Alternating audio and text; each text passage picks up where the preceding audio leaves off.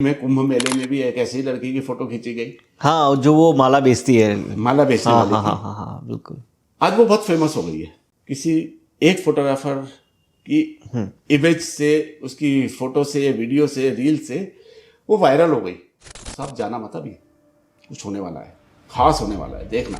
अभी 15 सेकंड भी नहीं हुए और पीछे देखा तो किसी ने, उसी लड़के ने आग लगा दी अपने ऊपर। रघुराय जी की बात होती है। 1994 की मेरे ख्याल से वो घटना रही होगी जब भोपाल गैस त्रासदी जी, हुई। बिल्कुल। 5 लाख से अधिक लोग। जो चीज उन्होंने देखी वो समाज के सामने रखी। उनकी उन तस्वीरें देख करके आदमी रो पड़ता था। एक बच्चा है जो भूख से तड़प रहा है और वोल्चर है जो उसको हाँ, खाने के बिल्कुल। लिए है। कैसे माइंडसेट उस वक्त रहता है एक छायाकार का। बच्चे की आंख पे आप एक बार फोटो, बड़ी लाइट डाल के देखो, आप अपनी आंख पे लाइट डाल के देखो, उस लाइट को जो एक छोटे से कीड़े के कंपाउंड आई को कैप्चर करने के लिए आप फ्लैश देते हो। कभी किसी ऐसे व्यक्तित्व से मुलाकात आपकी हुई जो समाज के लिए थोड़ा सा अतरंगी हो। फोटोग्राफी में मास्टरपीस आता है, वो क्या होता है? ये दोबारा एज इट इज नहीं बन सकता। दौर था देहरादून में भी आतंक का, आतंकवाद का, और रिपोर्टर ने उनका एक जरिया होता था, आतंकवादियों का। हाँ, रिपोर्टर, जर्नलिस्ट भी एक जरिया था कि वो अपनी बातें वहां तक पहुंचाते थे। और कुछ ऐसी, उनमें से किसी एक ने तो मेरे को एक फोटो भी दी थी कि कभी मेरे साथ कुछ घटना घट गई, मैं मर गया या कुछ हो गया तो मेरी ये वाली फोटो छापना, मेरी ये वाली फोटो ना, ऐसे ऐसे कोई बहुत सारे लोगों से मिलती। मेरी खबरें पूरे अखबारों में छपी, राष्ट्रीय अखबारों में छपी। मेरे रिश्तेदारों ने फोन करना शुरू कर दिया। क्या बड़े नए आयाम आप देख रहे हैं फोटोग्राफी में, कुछ नई टेक्नोलॉजीज? हमारा उत्तराखंड निवास में मैंने एक ही जगह पर पूरे उत्तराखंड की छवि एक साथ रखी है। टूरिज्म तो फिर फोटोग्राफी तो हो ही नहीं सकता। फोटोग्राफर ही है जो टूरिज्म को प्रमोट करता है। ओम पर्वत, कभी कभी फोटो आती थी। अनूप शाह जी की बड़ी फेमस फोटो है जिसके ऊपर चांद भी है। जो आपदा आई थी कुछ वर्षों पहले, उसको भी आपने कवर किया। मैंने पीछे रिपीट करा, कह रहे ये जरा जूम करेंगे, देखा, कहते ये तो मेरी माँ है। Oh. Camera, brush, paint, stress management की दवाई है। डार्क रूम से लाइट रूम तक का सफर। स्टीव मैकगुरी उस समय एशिया के फोटोग्राफर थे।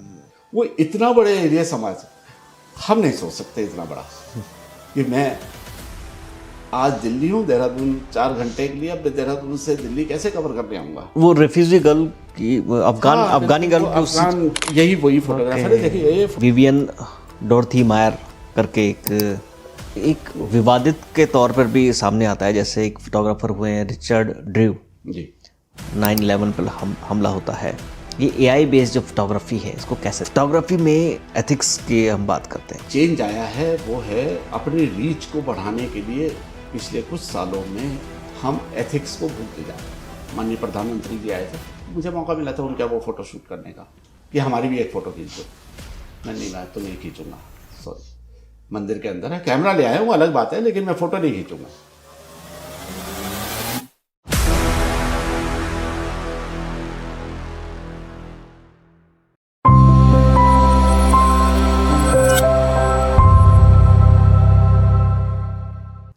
मनुष्य की प्रवृत्ति होती है, जब भी उसके जीवन में कोई अच्छे पल आते हैं या कोई सुंदर सा दृश्य उसके सामने आता है, तो वह उन पलों को, उन दृश्यों को सदा के लिए संजोए रखना चाहता है।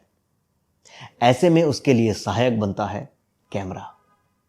जी हाँ, आज का जो यह पॉडकास्ट रहा वह कैमरा और उसके इर्द गिर्द जो प्रोफेशनल लोग हैं उनकी जर्नी और उसके इम्पैक्ट सोसाइटी पर, इस विषय पर गहन चर्चा हुई।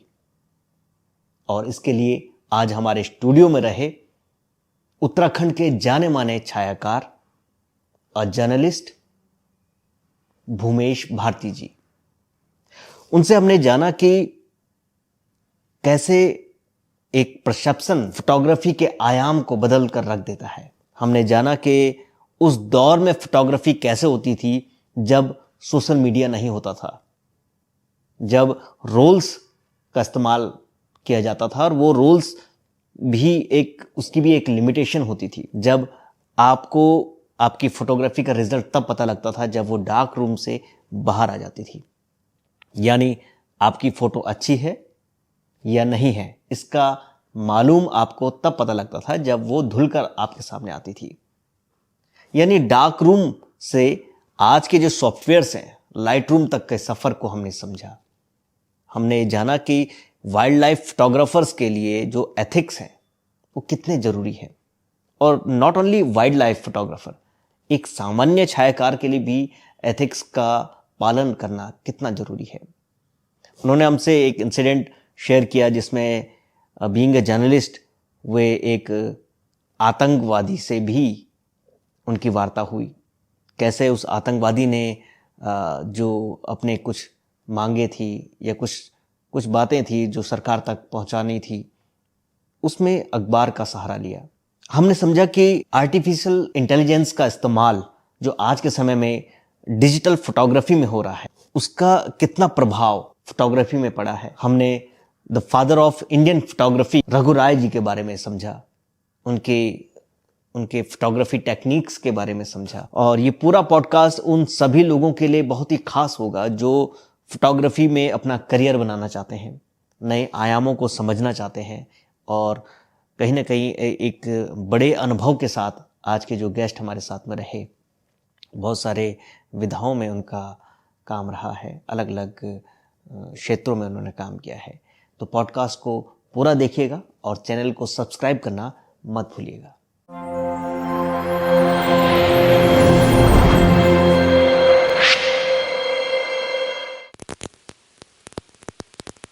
नब्बे के दशक से शायद आप छायांकन में हैं?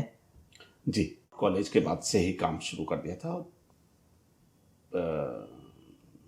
As a journalism. अच्छा। मैं आ गया था, लिखने में लग गया था, लिखना लग गया था, रिपोर्टर था, ऐसे कुछ करना 90 से ही स्टार्ट कर दिया था। मेरा कॉलेज और काम पैरेलल चलता रहा। अच्छा, तो जो आपकी जो आपकी जॉब लगी वो एज अ फोटोग्राफर था या एज अ जर्नलिस्ट? नहीं, मैं पहले रिपोर्टर ही था।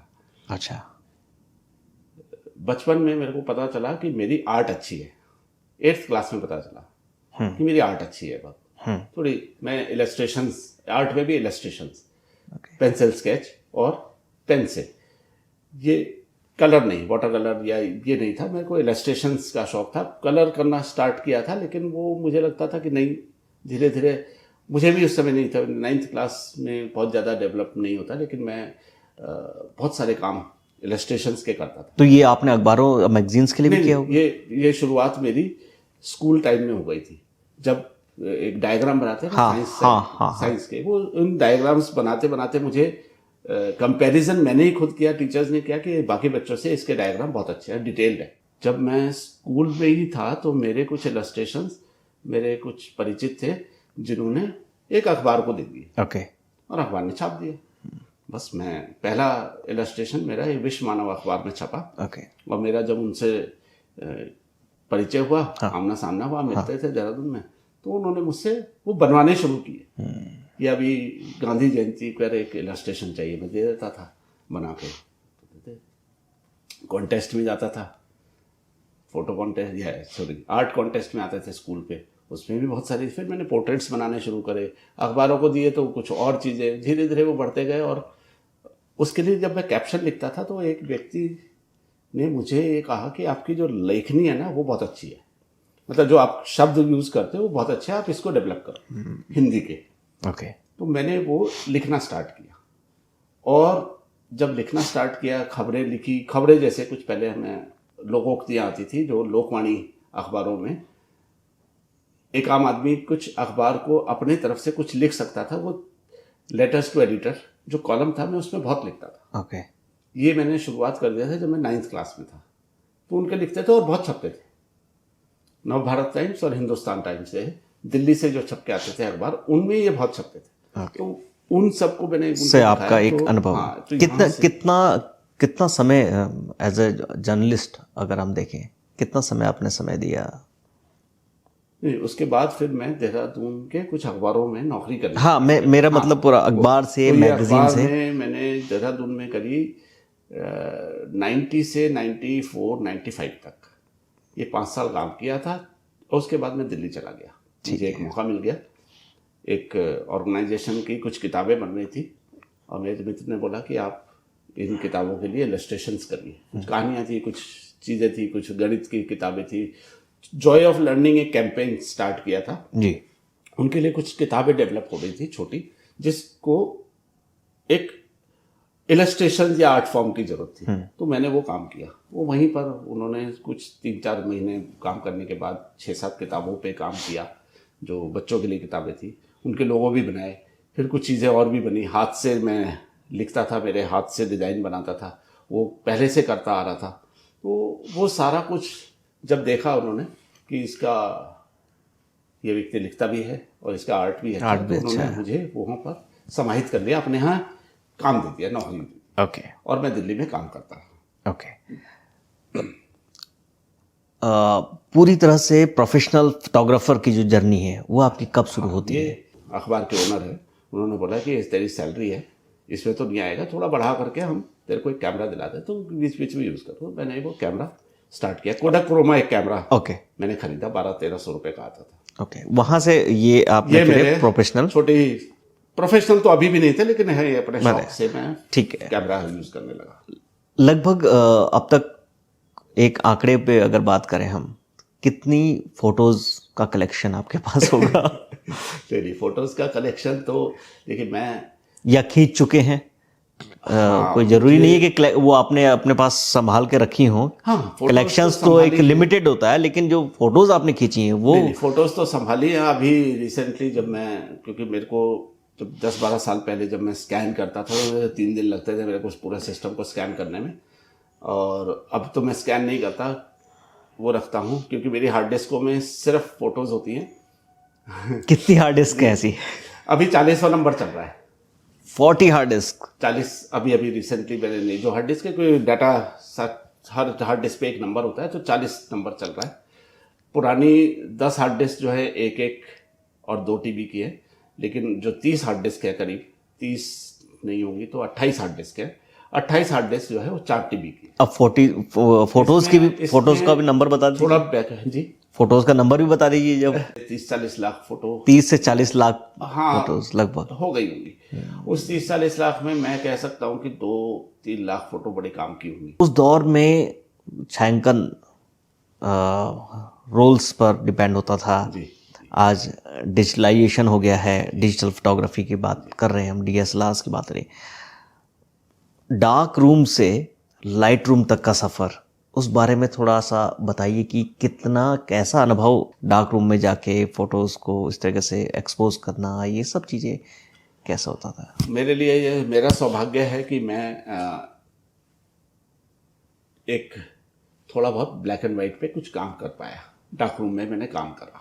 मैं एक यहाँ पर शॉप थी, बड़ी फोटो कंपनी है, उनमें काम करता था, नौकरी करता था। नौकरी करी मैंने क्योंकि मुझे लग रहा था कि फोटोग्राफी की लाइन है, थोड़ा सीख लो। सीखने के पर्पज से मैंने वहाँ नौकरी भी करी। और मेरा इंटरेस्ट, इनफैक्ट वो जो मेरा ट्रैवलिंग वाला लाइन था, उनके ओनर का बड़ा इंटरेस्ट था। मैंने उनकी दुकानों पर कुछ वो देखे, वो मेरे को लेके भी जाते थे एज एन असिस्टेंट, मुझे साथ रखते थे। तो मेरा वो ट्रैवलिंग वाला भी वहीं से स्टार्ट भी हुआ। डार्क रूम मैंने वहीं पर सीखा थोड़ा सा। एक जो रोल्स का टाइम था, उसमें बहुत सारा रोल जो है वो प्रिंटिंग का था। रोल में अगर मैंने अंडर या ओवर एक्सपोज कर लिया है गलती से, तो वो प्रिंटिंग में ठीक कर देता था। जो मशीन थी, प्रिंटिंग मशीन, 2 जोन, एक ब्लैक एंड व्हाइट में जो मेरे पास अपना एनलार्जर है, मैं उस पर अपना काम करता हूँ। एक है जो ऑटोमेटेड मशीन आ गई, जिसमें हमने रोल डेवलप किया, डेवलप रोल को लगाया, उसने देखा कि इसमें डार्क है, लाइट है, तो वो डेंसिटी बढ़ाए घटाएगा, कोई पर्टिकुलर कलर को बढ़ा घटा सकता है, उसका एक्सपोजर को घटा बढ़ा सकता है। तो वो मशीन रोल का काम है। वो तब भी होता था, लेकिन मैनुअली होता था डार्क रूम में। डार्क रूम में अलग, डार्क रूम में हम मैनुअली करते थे। हाँ, वही मैं बोल रहा हूँ, डार्क रूम में वो हमारे अपनी सोच से कर सकता था। एक फोटोग्राफर को धीरे धीरे धीरे धीरे डेवलप करता था। वो धीरे धीरे उसको वो एक्सपीरियंस होता था। जो मशीन पे बना वो भी कभी रिपीट नहीं हो सका जब तक कि मैंने उसकी चीज़ों को सेव नहीं करके रखा। मेरे को याद है कि मैंने डेंसिटी 1 माइनस करी है, एक्सपोजर 2 माइनस किया है, 2 से 5 पॉइंट तक ऊपर नीचे कर सकते थे, हर कलर को बढ़ा सकते घटा सकते थे। लेकिन किसी कारण से मैंने वो चेंज कर दिया, -1 पे ही रखा, लेकिन केमिकल पुराना हो गया, केमिकल की लाइफ चेंज हो गई।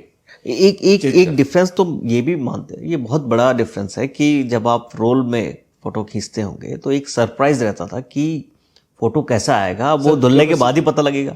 आज तो आप अगर आपने 50 फोटो ले लिया तो आपको लगता है कि ये इतनी फोटोज अच्छी नहीं है तो आप उसको डिलीट कर सकते हैं। बिल्कुल।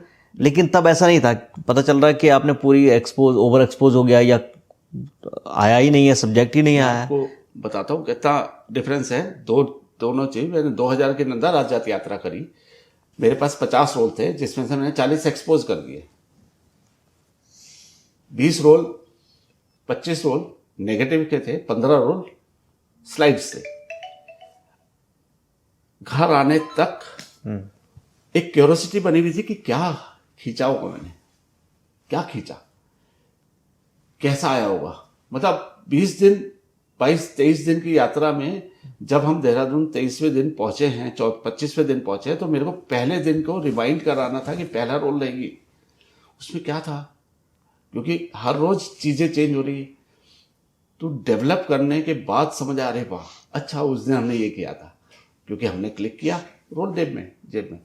आज 2014 में भी गए हम, क्लिक किया, देख लिया रिजल्ट, हाँ, खाली भी कर लिया, जो हाँ, मेरे काम की हाँ, फोटो नहीं है मैंने डिलीट कर दी। हाँ, अब मेरे ज्यादा वो नहीं है तो डिलीट कर दी, कुछ किया। तो एक दोनों नंदा राज्यात यात्रा में ये डिफरेंस था। 2000 में नेगेटिव्स थे, मैनुअल में, और नेगेटिव्स थे, और 2014 में कैमरा में मैनुअल कैमरे भी आते थे, बैटरी ऑपरेटेड भी आते थे, जो हमारे लाइट मीटर को बता देता था कि आपका अंडर या ओवर एक्सपोज हो रहा है। 1 मीटर था उसमें, जितना करेक्टेड नहीं होता था, तो लोग अपने एक्सपीरियंस से ज्यादा यूज करते थे। टेक्नोलॉजी तब इन्वॉल्व हो डेवलप नहीं थी, ठीक है। शुरुआत हुई थी। फोटोग्राफी में मास्टरपीस आता है, वो क्या होता है? क्या आप आज के समय मास्टरपीस बनते हैं, क्या है? पहले तो समझाइए कि मास्टरपीस इन फोटोग्राफी। मास्टरपीस को समझाने के लिए मैं थोड़ा सा आपको बोलूंगा। जी प्लीज। मास्टरपीस कैसे, ब्लैक एंड व्हाइट जब हम काम कर रहे हैं, तो या मैं किसी बड़े फोटोग्राफर की बात करता हूँ, किसी भी रघुराय जी जैसे व्यक्ति हैं, उनकी कई सारी किताबें हैं, और भी कई फोटोग्राफर्स हैं। तो ये लोग जब काम करते थे ना, तो हम एक तो अपना सबसे पहले सेलेक्ट करना है। सबसे पहले तो ये था कि मुझे क्या क्लिक करना है, उसके अकॉर्डिंगली मेरे रोल सिलेक्शन है।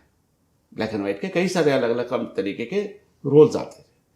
ब्लैक एंड व्हाइट एक हो गया, लेकिन ब्लैक एंड व्हाइट में अलग अलग जोनर है, सॉफ्ट है, कुछ और है, कि शार्प है, किसमें अलग अलग कई सारे थे। अच्छा, अब उसमें से मुझे क्या शूट करना है, मैं उसके हिसाब से अपना रोल चूज करा। रोल वो सब्जेक्ट के हिसाब से भी, बिल्कुल रोल शूट कर लिया। उसके बाद उसी के अकॉर्डिंगली मैंने अपना केमिकल बनाना है, उस रोल को डेवलप करना है अकॉर्डिंगली। ये उनके कई सालों के एक्सपीरियंस से उन्होंने सीखा। यस। उसके बाद प्रिंट के लिए मुझे पेपर लेना है। वो पेपर भी कई क्वालिटीज के आए जी, शार्प है, ग्रेन्स है, कुछ और है, अलग अलग तरीके के, सॉफ्ट है जी। वो पेपर्स हमने चूज किया।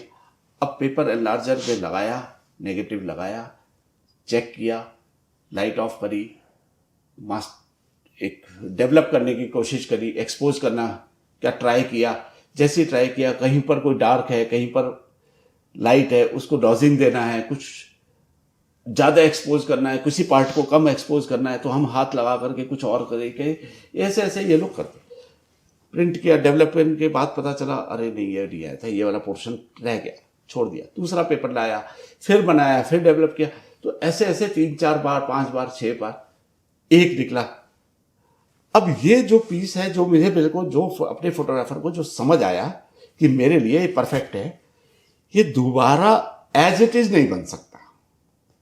कारण कि उसने मैनुअली उसने डॉजिंग की थी, सेकंड्स के पार्ट में वो लाइट ऊपर नीचे हो गई। पहले मैंने आधा सेकंड किया, चौथा ही सेकंड किया, कितना कर सकता है? नेक्स्ट टाइम वो टाइमिंग एज इट इज नहीं आएगी। उसका मेजरमेंट भी फिक्स नहीं है कोई? नहीं, बहुत सारी चीजें थी नहीं थी, लेकिन इतना एक्यूरेसी फिक्स नहीं थी। सब लोग मैनुअली सब काम करते थे, क्योंकि तभी उनको पता लगता था कि मेरे को बहुत ज्यादा ग्रेन्स वाला काम करना है, ये पोर्शन डार्क रखना है, ये पोर्शन लाइट रखना है, ये कुछ करना है। तो ये एक पीस निकला, वो मास्टर, वो रेप्लिका नहीं बन सकता। ऑलमोस्ट दोबारा कितने घंटों में एक पीस डिपेंड करता था। कई लोग तो 4-4 दिन बाद तक भी अपना एक खुश नहीं हो पाते थे कि मेरे का ये पीस है, खुश नहीं हो पाते थे। हाँ, न्यूज़पेपर्स की लाइन न लगे, मुझे तुरंत बनाने के फोटो देना है तो देना है बस, बट वो डॉक्यूमेंटेशन होता है। ये मास्टरपीस जिसकी बात कर रहे हैं, ये फोटोज हैं। अब ये वाला जो फोटो बन गया, मैं दोबारा कोशिश करूंगा तो एज इट इज नहीं बनेगा। हो सकता है उससे बेहतर बन जाए, हो सकता है उससे खराब बने, लेकिन एज इट इज नहीं बन सकता। ये जो लाइट रूम, ये डार्क रूम की बात थी, मैं आजकल अब लाइट रूम है, लाइट रूम में तो ये सॉफ्टवेयर है, या अकेला एक सॉफ्टवेयर नहीं है, बहुत सारे तरीके के सॉफ्टवेयर हैं जिनको हम डेवलपर बोलते हैं। अगर फोटोग्राफी की लाइन में बोले तो वो डेवलपर है। जो डिजिटल आया बीच में, जो पहले ब्लैक एंड व्हाइट था, जैसे आपने पूछा मास्टरपीस, बीच में रोल्स आए, वो डिपेंड कर गया मशीन पर, वो ऑपरेटर पर भी डिपेंड कर दिया काफी कुछ। अब जो डिजिटल आया, वापस लगभग वैसा ही मोड हो गया कि अब मुझे मालूम है कि मुझे क्या करना है उस पर। ओके, मैंने काम कर लिया, मैंने अपना फोटो शूट कर लाया, रॉ में किया, जेपीजी भी किया, कैसी भी अलग अलग मोड्स हैं, टिफ में किया, बहुत सारे मोड्स हैं। मैंने आकर के घर पे बैठ के काम किया उस पर, कंप्यूटर पे। सॉफ्टवेयर जो डेवलपर है वो वही डॉजिंग भी है, उसमें शार्पनेस बढ़ाना है, घटाना है, कम करना है, बहुत सारे हैं। वो दैट डिपेंड्स कि आप क्या करना चाह रहे हैं, कैसे आप उसको दिखाना चाह रहे हो, उसके अपने फोटो को कैसे क्रिएट करना चाह रहे हो। वो आपने क्रिएट करा, आपने फाइल सेव कर दी। पहले वाले टाइम पे दोबारा नहीं बन सकता था, आज के टाइम पे जो आपने फाइल सेव करी, आप उसका रेप्लिका बना सकते हो। ये अच्छी चीज इतना है कि आप रेप्लिका, आप रेप्लिका बना सकते हैं। ओके, फोटोग्राफी की अगर हम बात करते हैं तो खासकर भारत के परिदृश्य में फोटोग्राफी के जनक या फादर ऑफ फोटोग्राफी रघुराय जी की बात होती है। वर्ष 1994 की मेरे ख्याल से वो घटना रही होगी जब भोपाल गैस त्रासदी हुई, और ये वो घटना थी जिसने लगभग एक आंकड़ा जारी हुआ था जहां 5 लाख से अधिक लोग इससे प्रभावित होकर बहुत बुरी कंडीशन में पहुंच गए थे, और 7,000 या लगभग उसके आसपास कोई आंकड़ा था जो सीधे तौर से मौत के घाट उतर आए थे। ऐसे में एज अ फोटोग्राफर रघुराय जी ने फोटोज़ ली, उस घटना को पूरा कवर किया, और उसका प्रभाव ये पड़ा कि लोगों को मुआवजा जो मिलना था या उस तरफ लोग अवेयर हुए। ऐसी जब कंडीशंस आती हैं, या केविन कार्टर की बात करें हम, जैसे the vulture and the little girl करके, कि वो एक बच्चा है जो भूख से तड़प रहा है और वोल्चर है जो उसको खाने के लिए रहा है। कैसे माइंडसेट उस वक्त रहता है एक छायाकार का कि उसको सब्जेक्ट को खींचना भी है, उस वक्त ड्यूटी भी निभानी है, और वो मोरल को भी ध्यान रखे या नैतिकता को भी ध्यान रखे। किस तरीके से सामंजस्य बिठाना पड़ता है। मैं अब पहले एक चीज़ पूरी करूंगा, उसके बाद आपको मैं एक मंडल आयोग के टाइम की अपना ही किस्सा भी एक बताऊंगा जरूर, जिसमें प्लीज। रघुराय जी की बात करते हैं तो रघुराय जी उस समय के एक ऐसे फोटोग्राफर रहे, उस समय अभी भी वैसे ही हैं, जिन्होंने फोटोग्राफ को अलग नजरिए से देखा, जिन्होंने जो चीज उन्होंने देखी वो समाज के सामने रखी। उसका इम्पैक्ट बहुत पड़ा लोगों पे। उनकी उन तस्वीरें देख करके आदमी रो पड़ता था, अगर वो हंसता भी था। उनकी तस्वीरों में धर्मनिरपेक्षता भी दिखी। कई सारी ऐसी फोटोज हैं जिसमें उनके लिए एक राजनीति के जो बड़े चेहरे थे, उनकी लाइफ को समाज के सामने रखा कि वो पीछे कैसे रहते हैं। बड़ी फेमस सी बहुत सारी उनकी फोटोज हैं। चिड़िया के दाना चुगने वाली उनकी अपनी अगर कहानी देखते हैं तो उनका कहना था कि वो गधे के साथ जो एक फोटो खींची, हाँ, उस पर जो लाइनें थी या जो उसमें कपड़ा था वो एक अपने आप में वो थी। उन्होंने समाज के सामने ना, सोसाइटी के सामने एक I know. अलग तरीके से उस उन मैसेजेस को रखा फोटोज के जरिए, वो पूरी तस्वीर, उस सोसाइटी की तस्वीर पब्लिक के सामने रखी। मैं उनकी एक किताब, उस समय की बड़ी किताब का जिक्र कर रहा हूँ, बहुत बड़ी किताब, पता नहीं कहाँ छपवाई होगी, उस समय इंडिया में इतनी बढ़िया टेक्नोलॉजी नहीं थी। सिर्फ ताजमहल की 700 फोटोज हैं। 700 फोटोज को छापने के लिए आपने कितनी फोटो खींची होंगे, और एक भी फोटो ऐसी नहीं है जो रिपीट हो रही है। आप ताजमहल की कितनी फोटो मान लेते हैं? ताजमहल सामने से खींचा, साइड से खींचते, इधर से खींचते, अंदर से खींचते, 20, 25, 40 फोटो, ज्यादा से ज्यादा 100। उन्होंने ताजमहल को पता नहीं कितने एंगल से खींचा।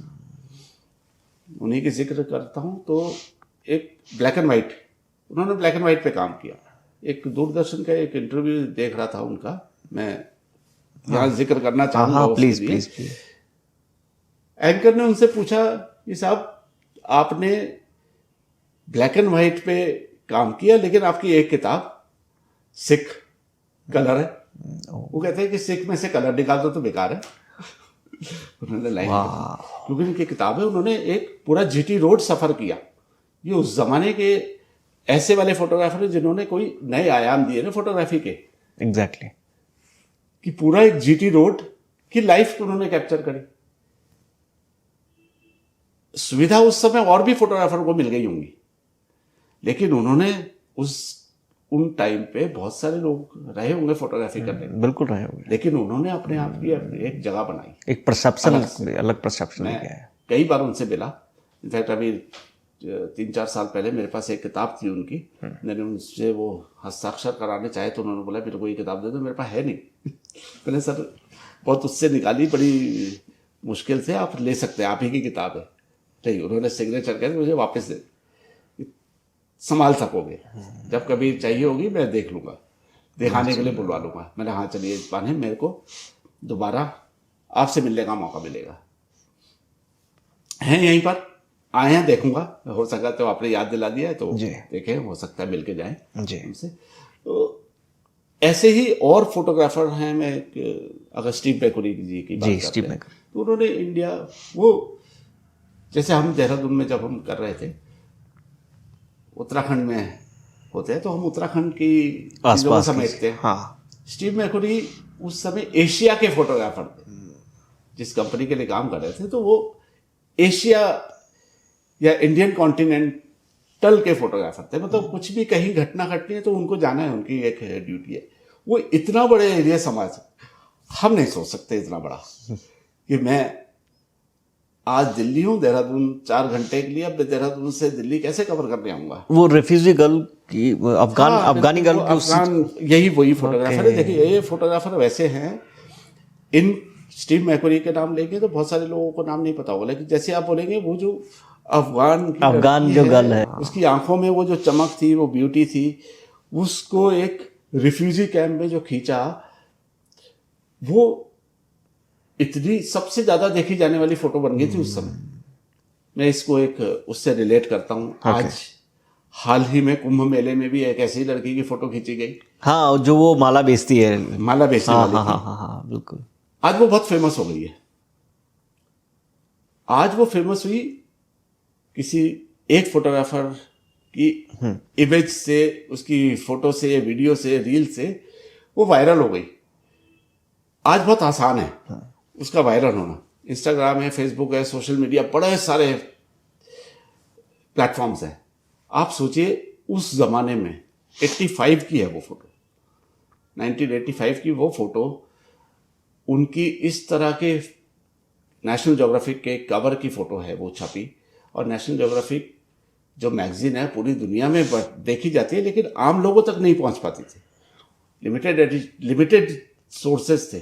उस समय भी उस फोटो की चर्चाएं थी, इतनी चर्चाएं थी कि फोटोग्राफर का नाम भले ही ना पता हो, उस मॉडल का, उस लड़की का नाम भले ही ना पता हो, लेकिन वो नीली आंखों, हरी आंखों वाली वो अफगानी लड़की बहुत चर्चाओं में की फोटो, बहुत चर्चित फोटो रही उस समय। बिना सोशल मीडिया के वो इतने फेमस थे। आज पर्सपेक्टिव चेंज हो गया फोटोग्राफी का। बिल्कुल। इतिहास के पन्नों में अगर हम और देखते हैं तो अमेरिका की एक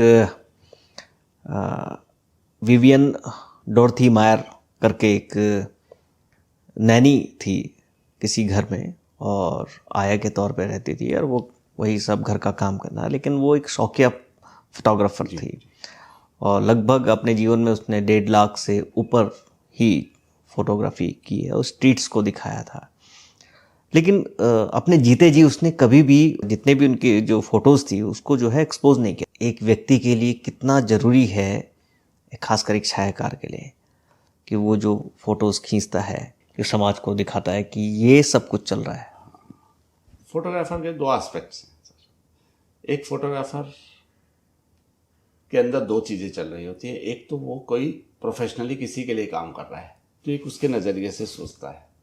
जब किसी असाइनमेंट पे है या किसी काम पे है, किसी नौकरी पे है, जीवन में कहीं ना कहीं कुछ काम करना ही है ना। एज ए फोटोग्राफर है तो कुछ काम कर रहा है, तो उसके लिए कर रहा है, किसी संस्थान के लिए। एक उसका अपना पर्सनल नज़र है। फ्रीलांसर का पूरी तरह से पर्सनल अपना फिर भी नहीं हो सकता एज ए फ्रीलांसर, क्योंकि उसको कहीं ना कहीं पैसा कमाना है, लाइवलीहुड लेना है। तो उसका नज़रिया भी ऐसे ही सोचता है कि वो कहीं किसके लिए काम कर रहा है, उसके पर्सपेक्टिव को फुलफिल कर दे और एक साथ साथ अपने पर्सपेक्टिव को भी फुलफिल कर सके। अपनी अंदर की जो इच्छाएं हैं, जिस तरह से उसे वो देखना है, और जिस देखना क्यों है, दिखाना भी है। फोटो इसीलिए तो है कि वो अपना मैसेज, अपनी चीज़ लोगों तक कन्वे कर सके। हमारे अंदर ये भी रहता है कि यार मेरे को अच्छा, लोगों को कैसे भी लगे कोई दिक्कत नहीं, मुझे अपने लिए अच्छी लगती है कुछ चीज़ें। छोटा सा एक पॉइंट कहीं ना कहीं अपने दिल में रहता है कि यार कोई बात नहीं, ना मेरे संस्थान के काम की, ना पब्लिक के काम की, लेकिन मेरे को अच्छी लग रही है, मैंने रख ली। लेकिन कई बार ये एक विवादित के तौर पर भी सामने आता है। जैसे एक फोटोग्राफर हुए हैं रिचर्ड ड्रू जी, 9/11 पर हमला होता है, 9/11 का हमला होता है और एक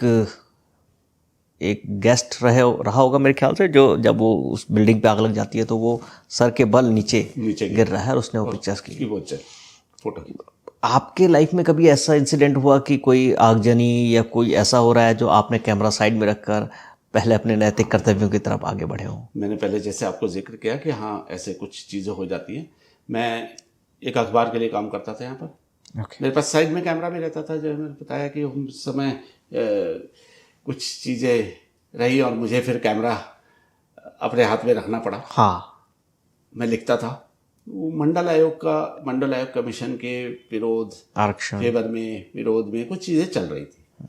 वो ये आरक्षण आंदोलन चल रहा था, आरक्षण के लिए खिलाफ में आंदोलन चल रहा था, कुछ चीज़ें हो रही थी, तो हम सब इसकी रिपोर्टिंग कर रहे थे। कभी कहीं कुछ युवा कुछ हो जाता था, कभी कोई कुछ कर लेता था। इस बीच में बड़ा पुलिस और उनकी पब्लिक पथराव भी हो जाते थे, मुठभेड़ भी होती थी। तो बीच में जो जर्नलिस्ट के लोग थे, वही जो जर्नलिज्म के लोग, जो जर्नलिस्ट थे, वही एक बीच का जरिया रहते थे। कभी कभी फंस जाते थे, कभी हो जाते थे। एक बार ऐसे ही दून अस्पताल, देहरादून में दून अस्पताल है, दून अस्पताल के पास ये मंडल आयोग के वो चीज़ चल रही थी। बच्चे, बहुत सारे कॉलेज के बच्चे लोग बैठे थे। तो एक लड़के ने मेरे को बोला कि साहब जाना मत, अभी कुछ होने वाला है, खास होने वाला है, देखना अभी। अच्छा, जो मॉब चल रहा था बीच में, जो आंदोलनकारी थे उनमें से एक बच्चे ने कहा, लड़के ने कहा, हल्ला गुल्ला चल रहा था, बैनर लगे थे, कुछ थे, पुलिस एक साइड में खड़ी थी, लोग खड़े थे, हम देख रहे थे कि कुछ अभी क्या है, क्यों हो रहा है, रोक रखा था लोगों ने। तो अचानक बीच में से एक ने, किसी ने बोला मेरे को, ऐसे ही सुना कुछ होने वाला है। अभी 15 सेकंड भी नहीं हुए और पीछे देखा तो किसी ने, उसी लड़के ने आग लगा दी अपने ऊपर, जिसने कहा कि कुछ होने वाला है। हाँ, उसी ने अपने ऊपर आग लगा दी थी। और अब जैसी आग लगते हुए देखा तो बगल में एक भिखारी था जिसका कंबल था रखा हुआ। मैंने वो कंबल उठाया, उसके पैरों में डाल दिया, क्योंकि पैर में जाने लगी। बच गए। और आपका कैमरा जल गया था? नहीं, अभी तो वो तो साइड में रखा था कैमरा। ये बच गया। अब मुझको नहीं समझ आया था मुझे क्या करना था, बस मेरे को जो रिएक्शन देखा वो मैंने उसके ऊपर वो कर लिया। इस बीच में ये खबर लोगों के बीच में फैल गई कि एक पत्रकार ने उसकी जान बचा ली या बुझा दी। मेरे ऑफिसर मेरे ऑफिस में जिस अखबार में मैं काम करता था उसके व्यक्ति ने मुझे डांटा कि तेरे को पहले फोटो खींचनी थी, तूने यार फोटो मिस कर दी। मैं ये नहीं सोच पाया कि ये मेरे को डांट पड़ रही है या मेरे को शाबाशी मिल रही थी। क्योंकि आपने तो पैर जल गया, एक नैतिक बच गया, जिम्मेदारी, सामाजिक जिम्मेदारी आपने निभाई। मेरे को तो पता ही नहीं था कि मेरे को क्या करना है, मुझे नहीं समझ आया। तो वो इंस्टेंट वो रिएक्शन एक इंस्टेंट रिएक्शन था। इस इंस्टेंट रिएक्शन के पीछे एक शायद वो चीज रही क्योंकि मेरे पिताजी एक अस्पताल में काम करते हैं। हाँ। और मुझे उन्होंने बहुत कुछ फर्स्ट एड के लिए सिखाया, मुझे कोर्स भी कराया कि लाइफ में फर्स्ट एड देना बहुत जरूरी है कभी किसी को, क्योंकि हर व्यक्ति बचाता जरूर है किसी घायल को, किसी को, लेकिन जानकारी नहीं होती। और मैं आज भी ये मैसेज लोगों को देता हूं कि हमारे यहाँ बहुत सारे लोग ऐसे हैं जिनको नहीं पता। फर्स्ट एड की जानकारी हर व्यक्ति को होनी चाहिए, खासकर जब हम ट्रैवलिंग कर रहे हो। एक फोटोग्राफर के लिए बहुत जरूरी है। एक फोटोग्राफर के लिए इसलिए भी जरूरी है जो ट्रैवलिंग करता है, फिर उसको चोट लग गई, क्या करना है? ये साथी को लग गई, साथी के साथ कुछ हो गया तो क्या करना है? तो हम लोगों के यहाँ स्कूलों में ये एजुकेशन नहीं है। मेरे पिताजी ने मुझे होती है, तो शायद वो एजुकेशन, वो मेरा उस दिन काम आ गई। जो ये था वो रिएक्शन काम आया। लेकिन पलटवार यही रहा कि यार आपके प्रोफेशनल लाइफ में वो आपने फोटो नहीं खींची, आप फोटोग्राफर भी थे। इसी से रिलेटेड एक और मैं एक छोटा सा किस्सा बताता हूँ आपको, बढ़िया वाइल्ड लाइफ का है। हमने एक मेरे जोनर, जैसे मैंने आपको बताया, अभी कोई जोनर पे बात नहीं हुई, लेकिन मैंने बटरफ्लाइज पे काम किया, कुछ किया, बहुत सारे 3-4 साल बटरफ्लाइज की फोटो खींची। उसको देख करके एक हमारे दोस्त ने फिल्म बनाई, मेरे से पूछा। हम उस फिल्म को एक फिल्म फेस्टिवल में लेके गए। वहाँ हमने एक और फिल्म देखी, साउथ की बनी हुई फिल्म थी। इस फिल्म में पूरे जंगल की एक स्टोरी 1.5 साल शूट किया। इस पूरे जंगल पे उसने देखा कि एक हाथी, एक टाइगर की फैमिली, हिरन, बंदर, बहुत सारा कुछ है जो एक्चुअली नेचुरली उसको शूट किया बिना किसी डिस्टरबेंस के, ठीक है, फिल्म को। और उस पे एक हाथी का बच्चा धीरे धीरे मर गया, धीरे धीरे, मतलब जैसे नेचुरल डेथ होती है, वो धीरे धीरे मर गया। बीमार हुआ, कुछ हुआ, उसके चोट लगी, उसको वल्चर ने खाया, सब कुछ किया, और ये सब शूट होता रहा है, इसको देख रहा है। अच्छा, ये लाइव लोगों के सामने होता रहा है, वो उतने दिनों के प्रक्रिया में किसी कारण से वो हाथी की डेथ, धीरे धीरे डेथ होती रही और वो शूट हुआ। ऑडियंस में से एक आदमी उठे, जब फिल्म खत्म हुई है, डॉक्यूमेंट्री है एक, ऑडियंस में से एक आदमी उठे, उन्होंने बोले कि डायरेक्टर जो भी हैं जिन्होंने ये फिल्म बनाई, आपकी पूरी टीम मौजूद थी वहां पर, आप चाहते तो उस आदमी को बचा सकते थे। उसका बहुत अच्छा सा आंसर था कि साहब, हम किसी पार्क में शूट कर रहे हैं, we are not allowed to touch even a single leaf in the park. National park की अपनी व्यथा गाथा है, नेशनल पार्क है, वाइल्ड लाइफ की अपनी अपने नेचर है भाई। वो नेचर डिस्टर्बेंस क्यों? हाँ, कोई अधिकार नहीं है। डिस्टर्ब नहीं करेगी कि हाथी के बच्चे को दवाई खिलाएगी या कुछ करेगी, नहीं करेगी, वो हमारा पार्ट नहीं। ये एआई बेस्ड जो फोटोग्राफी है, इसको कैसे देखते हैं आप? मैं इसको अभी बहुत ज़्यादा उस पर नहीं ले रहा हूँ। धीरे धीरे इसमें अभी सुधार होंगे, चीज़ें बढ़ेंगी, कुछ होगा, चेंजेस आएंगे। अभी ये डेवलपमेंट की स्टेज पर है। हाँ, कुछ चीज़ें हैं, देख रहे हैं हम, एआई का इस्तेमाल करके मैं एडिटिंग अच्छा भी यूज़ कर सकते हैं, बुरा भी यूज़ कर सकते हैं। मैंने बहुत साल पहले फेसबुक के जरिए, ऑर्कुट आया था, फेसबुक आया था, इंस्टाग्राम आया, हम लोग फेसबुक पर अपना काम दिखाना शुरू किया। मुझे बहुत अच्छा सा लगा कि मुझे एक लोगों ने पहचाना फेसबुक के जरिए। देहरादून में हम घूमते कुछ काम करते थे, वहां भी लोग जानते थे कि थोड़ा बहुत ये फोटोग्राफर है, लेकिन फेसबुक ने उसकी हमारी ऑडियंस को रीच बढ़ा दी, रीच बढ़ा, ऑडियंस बढ़ गए। ऐसे ही अभी उस समय लग रहा था मेरे घर के हानिकारक है, उसने बोला गया फेसबुक पे लगा, लेकिन वो एक उसी में गलत तरीका का भी इस्तेमाल हो जाता था, टाइम वेस्ट वाला भी है, उसमें अच्छा भी इस्तेमाल हो जाता था। ऐसे ही एआई का भी है कि अभी हम जो चीज़ें एडिट करनी है, कुछ चीज़ें नॉर्मल जो रूटीन में थोड़ा सा टाइम लगाती है, उसका थोड़ा टाइम बढ़ गया, थोड़ा घट जाएगा टाइम। टेक्नोलॉजी है एक, उस टेक्नोलॉजी को Easy अच्छे कर से दिया। यूज़ करेंगे तो फायदेमंद है। ठीक है। लेकिन इसका गलत इम्पैक्ट भी आ रहा है, धीरे धीरे आ रहा है, उसमें मुझे लगेगा थोड़े दिन में वो बैन हो जाएगा। फोटोग्राफी में एथिक्स की हम बात करते हैं, वो कौन कौन से आयाम है जहां आपको उन चीज़ों का ध्यान रखना होता है? उसमें प्राइवेसी भी आती है। और जब आप एक जैसे कुंभ है, महाकुंभ है, या भारत में रहते हैं तो एक गंगा स्नान का एक पर्व है, महिलाएं भी वहाँ पर हैं, युवतियाँ भी हैं, युवक भी हैं, और ऐसे में एक छायाकार को वो एक तस्वीर लेनी है, तो कौन कौन से मापदंड उसे अपनाने पड़ते हैं और कौन कौन सी सतर्कता अपनाने पड़ते हैं, उस बारे में थोड़ा सा बताइए। एथिक्स ऑफ फोटोग्राफी के बारे में थोड़ा बताइए। देखिए, आज ना ज़माना एक चेंज आया है, वो है अपनी रीच को बढ़ाने के लिए कुछ भी उठपटांग काम करना। व्यक्ति चाह रहा है कि उसकी रीच बढ़ जाए, और रीच कब बढ़ती है? जब कुछ नेगेटिविटी या कुछ और चीज़ें आती है। तो रील्स का ज़माना है जिसमें हम ऑडियंस, मेरे लाइक कितने हैं, ये एक बड़ा अजीब होड़ सी सा लग गया गई है। वो, मेरे कितने लाइक आ गए, मैं लाइक कमाना चाह रहा हूँ, लाइक कमाने की होड़ आ गई, है, हाँ। उस पर होड़ सी लग गई।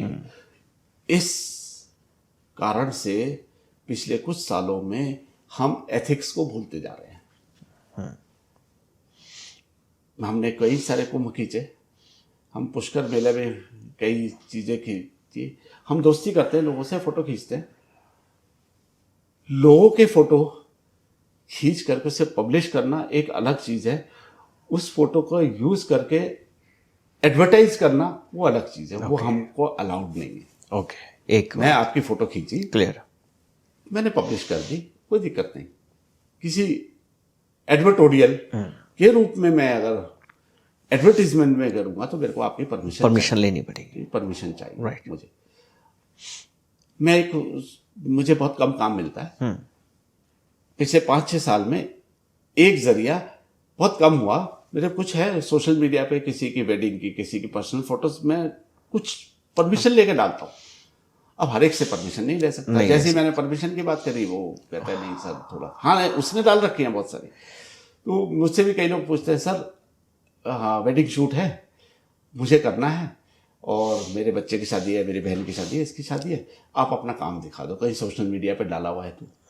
मैं बोलता हूँ नहीं, सोशल मीडिया पे नहीं है, मेरे फ़ोन में है, हम बैठ के दिखा दूंगा, मेरे फ़ोन में है, मेरे सोशल मीडिया पे बहुत कम है, नहीं है ज़्यादा। लेकिन आज सोशल मीडिया पूरा भरा पड़ा है, फलाने की शादी, उसने नहीं डाल रखी, आपने डाल रखी है, ऐसा लग रहा है आपकी प्रॉपर्टी हो गई। ये एथिक नहीं है। ठीक है, शादी किसी की है, पर्सनलाइज चीज़ें हैं, मैं फोटोग्राफर हूँ, मेरा काम उसके असाइनमेंट करना है, उसे पैसे लिए, मेरा काम खत्म। मेरे को हाँ, अगर उन्होंने परमिशन मैंने ले रखी है, मैंने कुछ लोगों से परमिशन ली, मैंने परमिशन ले करके अपने साइट पे डाल दिया कि हाँ मैं इस तरह के काम करता हूँ, बस इस तरह, इतनी ही चीज़ें डालने की। लेकिन अब दूसरा व्यक्ति जो नया आ रहा है ना, वो ये सोचता है अरे इसका बंदे इन्होंने फोटो नहीं खींच रखी, ज़्यादा काम नहीं कर रहा, इसलिए काम कम मिलेगा, इसलिए डिस्प्ले नहीं कर रहे हैं। डिस्प्ले नहीं कर रहे। एक ये वो डिस्प्ले करना मेरा काम नहीं है। एथिक्स में दूसरा पॉइंट आता है, जो रेस्ट्रिक्टेड एरियाज हैं, जो सुरक्षा की दृष्टि से भारत सरकार भी जिन एरियाज को बैन करती है फोटोग्राफी से, या मंदिरों में फोटोग्राफी करना मना होता है, उसको कैसे देखते हैं? मैं मंदिरों में कभी, हम उत्तराखंड में हूँ, उत्तराखंड रहता हूँ, उत्तराखंड में मैंने कभी मंदिर के अंदर, मेरे को कैमरा अलाउड भी है ना, तो मैं नहीं खींचता। एक बार जब केदारनाथ में माननीय प्रधानमंत्री जी आए थे, तो मुझे मौका मिला था उनका वो फोटो शूट करने का, सारा उत्तराखंड की ओर से मैं था, बहुत सारे पत्रकार भी थे। उसके बाद मैं जब सब हो गया तो दर्शन करने के लिए मैं कमरे लेकर के मंदिर में चला गया। कंधे कैमरे तो मेरे कंधे का पार्ट है, तो मैं चल दिया। किसी ने अंदर बोला, पंडित जी ने, कि हमारी भी एक फ़ोटो खींच दो। मैं तो नहीं खींचूंगा, सॉरी, मंदिर के अंदर है, कैमरा ले आया हूँ अलग बात है, लेकिन मैं फ़ोटो नहीं खींचूंगा। अब ये वहाँ के वो बोल रहे थे कि अभी सब दूरदर्शन के बाकी सब लोगों की टीम थी वहाँ पर, कोई दिक्कत नहीं है। मैं नहीं खींचूंगा, मैं नहीं खींचता। क्यों? परमिशन है या नहीं है, लेकिन एक ऐसी जगह की फोटो, जिम्मेदारी भी आपकी होती है। हाँ, क्या करेंगे हम, करेंगे क्या उसको? कभी प्रिंट हो गई, किसी चीज़ का हिस्सा बन जाएगी, कुछ और ये कुछ और बन जाएगा। तो रेस्ट्रिक्टेड एरिया में मुझे बड़ा अजीब सा लगता है कि कहीं यहाँ फोटो खींचना मना है लिखा है, तो मुझे तो बहुत प्रेजर। कुछ लोगों ने एथिक्स भुला दिए जी। हम जब भी वाइल्ड लाइफ की बात करते हैं तो मैं एक प्रेजेंटेशन जरूर देता हूँ, दिखाता हूँ, बताता हूँ लोगों को कि भाई अपनी वाइल्ड लाइफ फोटोग्राफी में एथिक्स को नहीं भूलना। मतलब मैं वाइल्ड लाइफ कर रहा हूँ तो उस जानवर को, उस पक्षी को, उस कीड़े को मेरे कारण से डिस्टरबेंस नहीं होनी चाहिए उसकी लाइफ में। मैं उसकी फोटो खींचूं लेकिन उसकी अपनी लाइफ में वो डिस्टरबेंस नहीं होना चाहिए कि मुझसे वो कतराए, उसको कोई इफेक्ट हो। लाइक बहुत सिंपल सा हो गया आजकल मैक्रो फोटोग्राफी, बड़ी बड़ी लाइट फ्लैश, उसका इम्पैक्ट क्या होगा, उसकी आंख पे कितना पड़ेगा। आप बच्चे की आंख पे आप एक बार फोटो बड़ी लाइट डाल के देखो, आप अपनी आंख पे लाइट डाल के देखो, उस लाइट को जो एक छोटे से कीड़े के कंपाउंड आई को कैप्चर करने के लिए आप फ्लैश देते हो, वो नहीं होना चाहिए। पक्षी को उड़ा दिया, खा रहा था कुछ, उड़ा दिया, हाँ, पत्थर मार के वो शॉट के लिए बुला लिया किसी कारण से, क्या मुझे एक्शन मिलेगा? आप बैठे रहो। वाइल्ड लाइफ अगर आप नॉन एथिक्स को देख करके कुछ आप काम करेंगे तो आपको थोड़ी मेहनत ज्यादा करनी पड़ेगी, आपको उसको समझना पड़ेगा, बस इतना ही तो है। लेकिन हम क्या है कि जल्दीबाजी के चक्कर में ना एथिक्स को भुला देते हैं। एक नई चीज मैं पिछले कुछ सालों में देख रहा हूँ, बच्चों का, छोटे छोटे बच्चों का फोटोशूट कर रहे हैं लोग। हाँ, छोटे छोटे बच्चों का, हाँ, बहुत छोटे बच्चे का, अभी 4 दिन का, 5 दिन का आया, बेबी शूट हुआ। अरे पूरा स्टूडियो को के अंदर शूट किया। पुराने डॉक्टर्स बोलते थे 2-3 महीने तक उसकी आंख में फ्लैश में चलाना। फ्लैश नहीं, रेटिना कितना खराब बहुत हो सकता सेंसिटिव, है, हाँ। इफेक्ट हो सकता है, चेंज हो सकता है, आप उसको देखो। उसकी स्किन के ऊपर भी आ सकती है फिर। आप उस तरह से देखिए, जो हमारी हेरिटेज बिल्डिंग्स हैं वहां पर ट्राइपॉड और फ्लैश चलाना मना है। पता नहीं क्या इम्पैक्ट बने, खराब हो सकता है ना। हाँ। तो आप, वो तो पत्थर है, ये तो छोटा सा नाजुक बच्चा है, कंपेयर करो। अच्छा, हेरिटेज साइट में ये ट्राइपॉड का कुछ ट्राइपॉड से वो घिसेगा, लाइन पड़ेगी, कुछ चलते चलते टकरा जाए, कोई इंपॉर्टेंट चीज उसने खो दी, ठीक है, अच्छी बात है। क्योंकि कुछ जब तक हम रेस्ट्रिक्शन सरकार ने करा तो अच्छी बात है, क्योंकि उसको संभाले रखना भी बहुत जरूरी है। ओके। अगला प्रश्न आपसे पूछूंगा, बीइंग अ जर्नलिस्ट, कभी किसी ऐसे व्यक्तित्व से मुलाकात आपकी हुई जो समाज के लिए थोड़ा सा अतरंगी हो, थोड़ा भयावह हो, या किसी भी दृष्टि से कोई एक दौर था देहरादून में भी आतंकवाद का पंजाब से, जो जब उस समय आतंकवादी, तो एक छोटा सा हिस्सा देहरादून में भी पनप रखा था, या जो उनकी मांगे थी, जो खालिस्तान के, ये किस दौर की बात है? या आप देखे तो 92, 93, 94 के आसपास में। ओके। उस समय टाडा एक टेररिस्ट टर्म, हाँ, वो एक आया था, लगाया जाती है। जिन लोगों ने टेररिस्ट की हेल्प करी उसके ऊपर टाडा लग गया। हाँ, देशद्रोह का टाडा था। तो ऐसे में मेरे साथ एक हुआ कि मैं रिपोर्टिंग करता था, और रिपोर्टर ने उनका एक जरिया होता था आतंकवादियों का। हाँ, रिपोर्टर, जर्नलिस्ट भी एक जरिया था कि वो अपनी बातें वहां तक पहुंचाते थे, या कुछ ऐसी वो रखते थे, कैसे पहुंचाएंगे, कोई चिट्ठी तो दे नहीं पाएंगे, ठीक है, फोन तो कर नहीं पाएंगे कि हाँ, मेरे को ये करने। हाँ। तो एक तो कुछ बहुत सारे आतंकवादी आसपास के इलाकों में बस रखे थे, या जिनको आतंकवादी टर्न दे रखा था या नहीं दे रखा था, या ऐसा कुछ चीज थी। तो उस समय उनमें से किसी एक ने तो मेरे को एक फोटो भी दी थी कि भाई जी, कभी मेरे साथ कुछ घटना घट गई, मैं मर गया या कुछ हो गया, तो मेरी ये वाली फोटो छापना, मेरी ये वाली फोटो ना, ऐसे बहुत सारे लोगों से मिलते थे। पुलिस भी चाहती थी कि यार उन चीजों को, पर वो ऐसा नहीं था कि बिल्कुल ही आकर के वो कर देंगे। तो आपका मिलना हुआ एक बार? हाँ, मेरे जो मुझे क्राइम रिपोर्टिंग सिखा रहे थे, मेरे एक अजीज थे, मेरे गुरु भी माने, वो सिखा रहे थे। तो उन्होंने एक यहीं पर एक डॉक्टर के ऊपर टाडा लगा दी पुलिस ने। रीजन था कि उनके क्लिनिक का या अस्पताल का है, उनके अस्पताल में किसी आतंकवादी को पुलिस ने एनकाउंटर पे मारा। एनकाउंटर कर दिया, क्योंकि वो भाग रहा था और उसका अस्पताल में इलाज चल रहा था।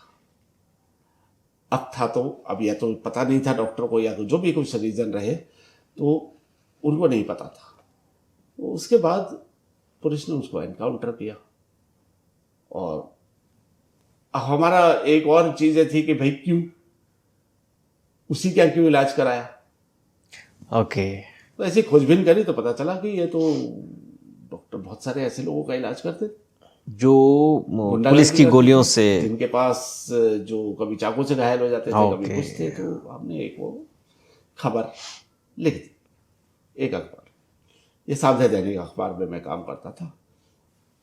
उनके साथ साथ 2-3 दिन की मेहनत करके एक, और एक्चुअली वो रिपोर्ट थी कि पुराने जितने भी बदमाश रहे, कुछ और रहे, कभी उनको कोई लड़ाई झगड़ों में उनका इलाज ये लगते थे, डॉक्टर तो कर रहे थे। ज्यादातर इलाज वो ठीक है। वो डॉक्टर करते थे। तो हमने वो खबर लिख दी। इधर टाड़ा लगी भी उनके ऊपर, डॉक्टर्स पूरा मेडिकल एसोसिएशन उनके विरोध में था कि भाई पुलिस के विरोध में कि उन्होंने टाड़ा क्यों लगा दी। डॉक्टर ऑब्वियसली डॉक्टर तो भाई जान बचाने वाला है। अब डॉक्टर के लिए तो कोई भी पेशेंट है, पहले पेशेंट है, उसकी गोली लगी है, उसके चाकू लगा है, उसके चोट लगी है, तो डॉक्टर को तो जान बचानी है। ये तो उसका पहला कर्तव्य है। जैसे हमने आपको पहले बोला कि किसी ने आग लगाई तो मेरा पहला कर्तव्य फोटो खींचना नहीं था, मेरे को उसकी जान बचाना। हाँ। तो डॉक्टर का तो उससे ज्यादा है। तो वो तो भगवान का रूप है, उसको तो उसने जान बचानी। हाँ, गलती एक रही होगी शायद कि उन्होंने उसको इंफॉर्मेशन दी थी, जो भी कारण रहे। हाँ। लेकिन वो एक रिपोर्ट हमने लिख दी। इसके बाद तो डॉक्टर ने मेरे को, क्योंकि वो मेरे नाम से रिपोर्ट थी और खोजबीन करके लिखी थी वो, तो डॉक्टर्स ने मेरे को घेर लिया एक बार। पूरा बहुत बड़ा बवाल हो गया वो तो पूरे शहर में। आपको घेर लिया डॉक्टर्स ने? नेक्स्ट मॉर्निंग जिस दिन खबर शाम को वो अखबार में यूनियन खबर ने जो छपी, अब पुलिस को सहारा मिल गया कि इसके ऊपर टाटा लगनी ज़्यादा जरूरी थी, ऐसा कुछ था। तो डॉक्टरों ने इस रिपोर्टर को घेर लिया कि इसके अखबार में छपी है, जान बचाव चो करके भागा। क्योंकि उस समय अचानक मॉब ऐसा हो जाता है ना कि पता नहीं कौन कुछ एग्रेशन, पिटाई विटाई करते हैं, कुछ हमला कर देता है। कुछ कुछ हुआ भी, किसी ने कुछ बोल दिया, किसी ने गाली गलौज दे दी, किसी ने पीछे धक्का मुक्की कर दी, मार भी दिया, पर ऐसा कुछ करके तो मैं खैर उस समय भाग गए। और सब सारे जर्नलिस्ट पे, अब जर्नलिस्ट का काम है भाई, जो आपको डॉक्टर अपनी तरफ से अपना काम कर रहा है, पुलिस अपनी तरफ से अपना काम करे, जर्नलिस्ट का काम अपना है तो वो कर रहा है अपना काम। ऐसे बहुत सारे इंसिडेंट आपके उसमें? हाँ, तो इसमें होते रहे। एक इंसिडेंट हुआ, उसमें मेरी खबरें पूरे अखबारों में छपी, राष्ट्रीय अखबारों में छपी। मेरे रिश्तेदारों ने फोन करना शुरू कर दिया, भाई उसको क्या डॉक्टर ने पीट दिया, क्या हुआ, क्या है। बहुत दूर तक फैलती थी ना पहले बात। सोशल मीडिया भले ही नहीं था, लेकिन अखबार की रीच बहुत अच्छी थी। अखबार आज कई सारे नेशनल लेवल के अखबार भी रीजनल हो गए हैं। उस समय रीजनल अखबार भी नेशनल लेवल तक अपनी खबरें पहुंचा देते थे। आज के समय में क्या बड़े नए आयाम आप देख रहे हैं फोटोग्राफी में? कुछ नई टेक्नोलॉजीज, नए कैमरास जो आ रहे हैं, कौन कौन सी टेक्नोलॉजी? बहुत आसान भी कर दिया है और बहुत क्रिएटिव भी बना दिया है। डिपेंड करता है कि हम उसको कैसे ले रहे हैं। आसान कर दिया है क्योंकि रेप्लिका, डिजिटाइजेशन, डिजिटल, आराम से एडिटिंग, तो ये एक ऐसी चीज आई है, आप जैसे चाहें उसको परसेप्ट कर सकते हैं, उसको ले सकते हैं अपने आप। डिजिटल के आने के बाद, जैसे अगर मैं रोल से कंपेयर करते हैं, एक छोटा सा वो बताते हैं, एक रोल था 36 फोटोज का रोल है, 2-3 रोल से ज्यादा आप रखते नहीं थे। 100 फोटो हो गई, मतलब आपके बैग में 100 फोटो रखी है। 3 रोल का मतलब 100-150 फोटो रखी है, ठीक है। बस आपको मालूम है मेरी लिमिट 100-150 फोटो की। आप बहुत अच्छी फोटो खींचते थे, सोच के खींचते थे। इनफैक्ट 20 नंबर के बाद रोल जब 20 नंबर पे पहुंच जाता था, 20 फोटो खींच चुके हैं, 15 बची है, 15, 16, 20 बची है, तो आदमी और सिलेक्शन करके खींचता था। मैं कहीं ट्रैवल कर रहा हूँ, अब मैं जबरदस्ती नहीं खींचूंगा, कुछ भी खींच लिया। शुरू में तो मैंने पहले 10 नंबर तो जो आया खींच रहा, सोच समझ के खींचा, लेकिन कुछ भी खींचा। लेकिन लास्ट के तो बहुत सोच समझ के लिमिटेशन हो गई है। दूसरी बात, अब आपकी ये मजबूरी भी है कि अब आप फाइन शॉट ही लेंगे। हाँ, तो उस समय जब से डिजिटल आया तब से खट खट खट खट हाँ। कुछ भी चले खींच रहा, चलो कुछ भी खींचो, उसके बाद उसका पता भी नहीं है। हाँ। आप देखेंगे एक मोबाइल भी अपने आप में एक फोटोग्राफी का जरिया जरिया बना, बन गया। लेकिन हम मोबाइल की फोटो खींचते तो रोज है, देखते कम है।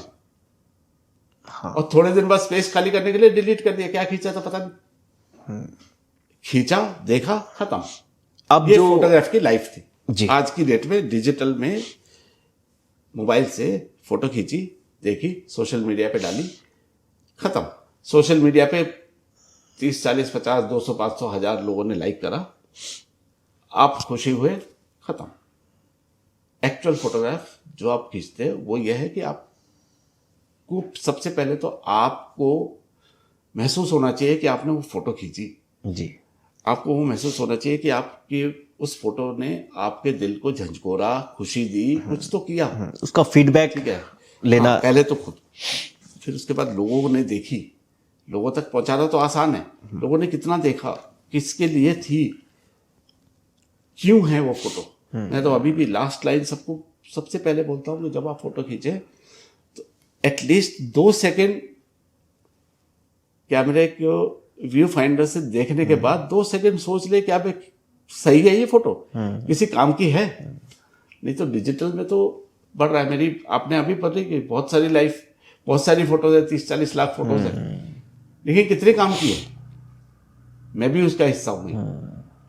पर वो डॉक्यूमेंटेशन का पार्ट है। मेरे पास बहुत सारे जरिया, अभी मैंने बहुत सारा एक ही जगह पर, यही दिल्ली में हमारा उत्तराखंड निवास में, मैंने एक ही जगह पर पूरे उत्तराखंड की छवि एक साथ रखी है कि आप 1 घंटा सारी फोटोज देख करके आप पूरे उत्तराखंड को समझ सकते हैं कि क्या है हरा भरा उत्तराखंड, पानी, लेक, मंदिर, इधर के मंदिर, उधर के मंदिर, इस जगह के मंदिर, हरियाली, लाइफ, गांव की लाइफ, गांव की खूबसूरती, सब कुछ एक जगह पर समेटा है। ये उन्हीं कई सारी फोटोज का हिस्सा था, क्योंकि इतनी सारी खींच चुका, इसलिए रहा। लोग जो हम खींच रहे हैं ना, क्या इम्पैक्ट पड़ना जरूरी कितना है। अब जो नए नए जो बच्चे आ रहे हैं, फोटोग्राफी में आ रहे हैं, इंस्टीट्यूट्स में पढ़ाई करते हैं बच्चे फोटोग्राफी की, उनके लिए आपका क्या मैसेज रहता है? किस तरीके से वो शुरुआत कर सकते हैं, किन कैमरे से शुरुआत कर सकते हैं, और क्या परसेप्शन उनको मेंटली प्रिपेयर करना है भीतर? सबसे पहले तो क्या करना क्या है फोटोग्राफ में। आज जैसे मैं नए बच्चे आते हैं, मैं पढ़ाता भी हूँ, तो पढ़ाने में मेरा सबसे ज़्यादा इम्पोर्टेंट आज की डेट में यह है कि कैमरे का 2 पार्ट है। कैमरा, कैमरे की टेक्नोलॉजी और सब्जेक्ट। कैमरे की टेक्नोलॉजी, लाइट को कंट्रोल करना, ये आप 1 हफ्ता 2 हफ्ते में सीख लेंगे। सीख लिया, खींचना क्या है बहुत इंपॉर्टेंट है, ये हमें नहीं पता चलता। जो नए लोग आते हैं उसको ये नहीं पता चलता हम क्लिक क्या करें, कहाँ से शुरू करें, क्या देखें। क्योंकि हम जब भी किसी से बात करते हैं वो नेचर की बात करता है, नेचर, अरे नेचर के अलावा पता नहीं कितनी चीज़ें हैं। सब्जेक्ट, आप ऐसे सब्जेक्ट हैं जिस पे आप यकीन नहीं कर सकते कि अच्छा इस सब्जेक्ट की फ़ोटो है। आप हेल्थ से रिलेटेड देखो, हेल्थ, किसी ने बोला हेल्थ के लिए मुझे कुछ फोटो चाहिए, बीमार आदमी को तो फोटो नहीं खींच कर छापोगे कहीं पर। तो हेल्थ की बात कर रहे हैं तो समाज, शहर, गांव, क्योंकि हेल्थ सबको चाहिए ना, वो चीजें, ऐसी जो चीजें नए लोगों को सोचना होगा कि नए सब्जेक्ट, नई चीजें, उसका अपनी थीम, एक जॉनर में ना बंधे, अलग अलग। एक जॉनर में भी अगर है, वाइल्ड लाइफ है तो चिड़िया भी है, इंसेक्ट्स भी हैं, एनिमल्स भी है, बड़े एनिमल्स भी है, छोटे भी हैं, रीच में बहुत दूर तक, आउटसोर्स, स्नो लेपर्ड जैसी चीज भी है, कई लोग खींच रहे हैं। आपके अपने रोल मॉडल कौन रहे हैं फोटोग्राफी के जर्नी में? पहले तो रघु राय जी, जैसे उनकी चीजें देखी। मेरे हाथ में कुछ किताबें आती थी जो मैं कबाड़ी बाजार से लाता था जी। स्वागत, डिस्कवर इंडिया, डिस्कवरी, ऐसे कुछ इन फ्लाइट मैगजीन्स थी, ये मैं बड़ी अच्छी से देखता था। इसमें फूड वाली फोटोग्राफी भी होती थी, आदित्य आर्य जी करते थे। अनूप शाह जी हमारे उत्तराखंड के हैं, उनकी कुछ फ़ोटोज़ मैं देखता था, उसमें छपती थी। बहुत सारे और ट्रैवल फोटोग्राफर्स थे, उनकी फ़ोटोज़ छपती थी, मैं उनको देखता था। और उनको देख करके मैं सिर्फ मैगज़ीन लेता था, 5-7 रुपये, 2-3 रुपये की कबाड़ी बाज़ार से मैगज़ीन मिलती थी। भाई वो जो पुरानी मैगज़ीन हो गई, उनके लिए पुरानी है, मेरे लिए तो नहीं है। अगर वो मई 1990 की मैगज़ीन है और मैं उसे जुलाई में ख़रीद रहा हूँ, तो मेरे लिए तो वो नहीं है, जो मैंने पढ़ी थी। तो मुझे पुराने कम पैसे में वो एक मैगज़ीन मिल जाती थी, और जब मैं उसे देखता था तो मेरे सामने रहती थी, और मैं उससे सिर्फ ये देखता था, महसूस करता था, यार ये वाली फ़ोटो कभी मैं भी ये खींचूंगा, वो वहां इस से आप एंगल से इंस्पायर खींचूंगा। होते फिर उसको व्यक्ति का नाम पढ़ता था इनसे। फूड की फोटोग्राफी में आदित्य आर्य जी की देखते थे, अविनाश पसरीचा जी की फोटोज देखता था, वो डांसर्स की फोटो बहुत खींचते थे। ओके। तो मैंने वो देखे, फिर मैंने धीरे धीरे समझा, ये लोगों को भी बताना चाह रहा हूँ कि हर व्यक्ति का अपना अपना एक जोनर था। खाली डांसर्स की फोटो खींचते थे, लेकिन उन्होंने, मैं लिटरेसी मिशन में काम करता था, तो एक बार वो वहां भी फोटो खींचने आए थे लिटरेसी की। अब मैंने देखा डांसर्स की फोटो खींचने वाले व्यक्ति वो हर चीज खींचते हैं, Okay. क्योंकि उनको कैमरा चलाना आता है, वो बहुत सारे वेरिएशंस में जा सकते हैं। उनको चीजें देखने आती हैं। ओके। टूरिज्म सेक्टर में फोटोग्राफी का कितना रोल देखते हैं आप? टूरिज्म तो फिर फोटोग्राफी को हो ही नहीं सकता। फोटोग्राफर ही है जो टूरिज्म को प्रमोट करता है, डेस्टिनेशंस को प्रमोट करता है। अगर हमारे उत्तराखंड को लीजिए, हमारे उत्तराखंड के हर कोने में कुछ मंदिर हैं, किसको कैसे पता कि वो कौन सा मंदिर है, कैसा है? पढ़ने से जितना इम्पैक्ट आता है, उससे ज़्यादा फोटोग्राफ देखने से आता है। तो जितनी ट्रैवल मैगजीन्स हैं, जितने ट्रैवल साइट्स हैं, तो आज भी कोई व्यक्ति जाता है, कहेगा कि मैं चलो उत्तराखंड के पिथौरागढ़ जाता हूँ। पिथौरागढ़ आज आसान है, इंटरनेट पर पिथौरागढ़ टाइप करता है, फिर देखता है, अच्छा सबसे पहले फोटो देखता है ना, अच्छा यहाँ भी जाना है, अच्छा ये बहुत बढ़िया जगह लग रही है, अच्छा ऐसा खूबसूरत जंगल है, अच्छा बर्फ़ भी पड़ती है, वो टाइम देखता है। तो फोटोग्राफ का इम्पैक्ट आता है, बहुत ज़रूरी। और जैसे हम अपने उत्तराखंड की बात करते हैं, उत्तराखंड में कुछ सालों से ये यात्रा बंद है, आदि कैलाश की, कैलाश मानसरोवर की यात्रा बंद है, लेकिन हाँ, हमारी सरकार ने आदि कैलाश को फिर प्रमोट किया कि चलो वो तो हमारे पास है ना, कैलाश मानसरोवर नहीं है, लेकिन आदि कैलाश तो हमारा है। माननीय प्रधानमंत्री जी गए और उन्होंने उस जगह को प्रमोट भी कर दिया है, और बाकी लोगों ने, और वहाँ सुविधा, ये एक वाइब्रेंट विलेजेस के रूप में देखा। तो वो जब तक फोटोज नहीं आए ना लोगों के बीच में, ओम पर्वत कभी कभी फोटो आती थी। अनूप शाह जी की बड़ी फेमस फोटो है, जिसके ऊपर चांद भी है, उगता हुआ चांद है वो, अनूप शाह जी की वो बड़ी फेमस फोटो है। तो अब वो रीच लोगों की और पहुंची, सबके दिमाग में आया कि हाँ मुझे उस जगह पर जाना है, उस लोकेलिटी के अपनी अपनी अपनी कुछ खूबसूरती है, वहाँ के लोगों के अपना कुछ पहनावा है, वहाँ के मकान अपने अलग तरीके के हैं, उन जगह को देखने जा रहे। तो फोटोग्राफ्स के कारण लोगों को पता चला, और बाकी लोगों ने जाना शुरू किया। ओके। उत्तराखंड में जो आपदा आई थी कुछ वर्षों पहले, उसको भी आपने कवर किया? मैंने बहुत सारी चीज़ें देखी उस समय। उत्तराखंड 2013 में जब केदारनाथ में बाढ़ आई थी, तो मैं उससे पहले से कुछ एरियल फोटोग्राफी कर रहा था। ओके। उससे पहले से 10-11 से मैंने स्टार्ट किया था।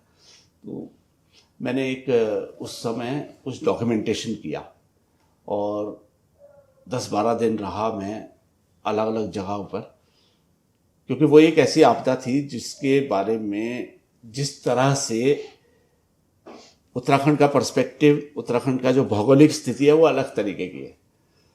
जब रास्ता टूटा तो वहां के लोगों को कैसे लाया जाए, आगे सारे रास्ते बंद हो गए।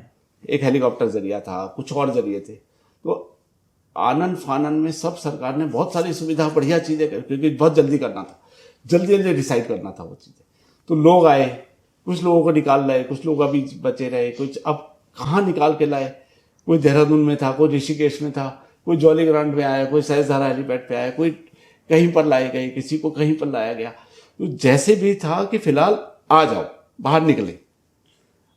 दूर से लोग तलाशने आ रहे थे अपने लोगों को। हमारे यहाँ यात्री आते हैं ना जो सर, उस समय मैंने समझा उस चीज को कि बहुत सारे लोग अपनी बस पे लेके आते हैं।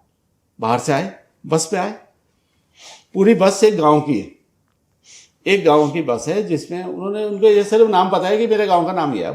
बुजुर्ग व्यक्ति लोग चारधाम यात्रा में बद्रीनाथ केदारनाथ जरूर जाते हैं ऐसे करके, और पूरे पुनवा बस लेकर गए, वहां जाकर के बिछड़ गए जिस समय आपदा आई।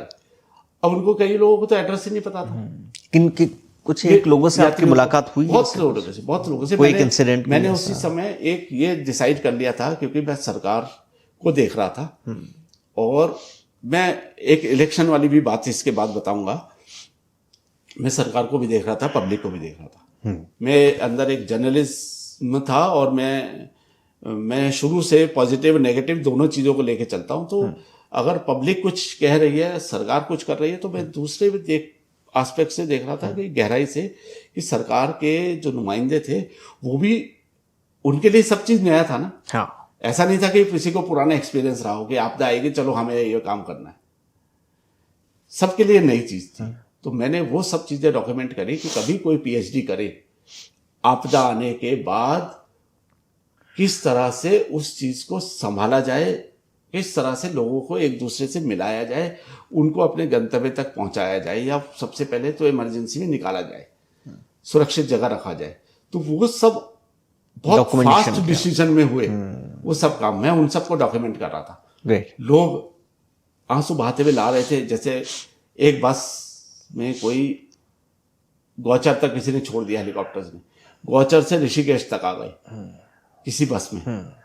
जब बस में आए, बस में 40 सवार हैं और 100 लोग नीचे अपने रिश्तेदारों की फोटो लेके बैठे हैं उनके सामने, कि साहब इसको कहीं देखा था, इसको कहीं देखा था, इसको कहीं देखा था।